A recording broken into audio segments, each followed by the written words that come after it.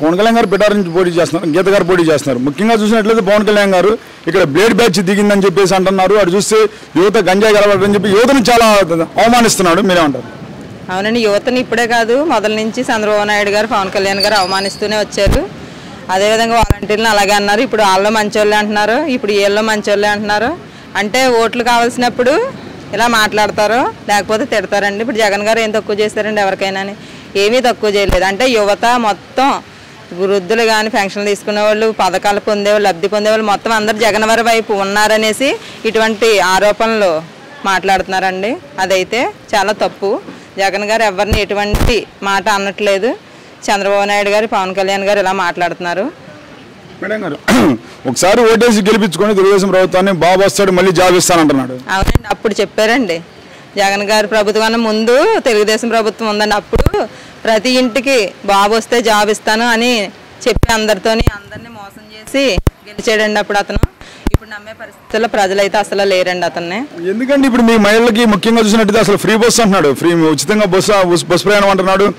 3 gas సిలిండర్లు ఇస్తాను, వంట వండుకోవడం అని చెప్తా అన్నాడుగా.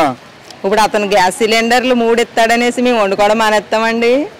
మేము కొనుక్కున్నా ఎలాగైనా వండుకొని తింటామండి. కాకపోతే బస్సు ప్రయాణం అంటారు, అవి విలేజ్ల్లోకి బస్సులు ఏమి లేవండి. మెయిన్ రోడ్లో ఉన్నాయండి. కాకినాడకి రాజమండ్రికి విశాఖపట్నం, కాకినాడ విశాఖపట్నం ఉన్నాయి కానండి. అందరూ ఆ ప్రయాణాలు తక్కువండి. విలేజ్లో వెళ్ళే వాళ్ళకి ఆటోల మీద వెళ్తున్నారు. అవి అయితే మహిళలకు తప్పని ఖర్చులేండి. వాళ్ళు బస్సు వేసిన ఉపయోగం లేదండి మాకు. పిల్లలు మీరు ఎంతమంది అయినా కానండి, అసలు మీ పిల్లలు మొత్తం కోటి చేస్తాను చంద్రబాబు నాయుడు ముందు కూడా అలా చెప్పాడండి. ఇప్పుడు హామీలు ఇవ్వడం గొప్పతనం కాదండి, అవి నెరవేర్చడం గొప్పతనం అండి. హామీలు ముందు ఇచ్చాడండి చంద్రబాబు నాయుడు గారు హయాంలో. చాలా హామీలు, డ్వాక్రా రుణమాఫీ అన్నారండి, అడ్డంగా మోసం చేస్తారండి. ఏంటి గ్రూపుకి 10,000 వేస్తారా? రుణమాఫీ అంటే 1,00,000 ఉంటే 1,00,000, 2,00,000 ఉంటే 2,00,000 రుణమాఫీ చెయ్యాలండి. ఆ పద్ధతి జగన్మోహన్ రెడ్డి గారు చెప్పారు, చేసి చూపించారండి. డ్వాక్రా మహిళలకు ప్లస్ ఫస్ట్ చేసింది ఎంత అప్పు ఉంటే అంతా కూడా 4 విడతల్లో వేస్తారండి జగన్ గారు. మరి ఇప్పుడు జగన్ గారు చూస్తే పార్టీలు కలిసి వస్తున్నాయి కదా.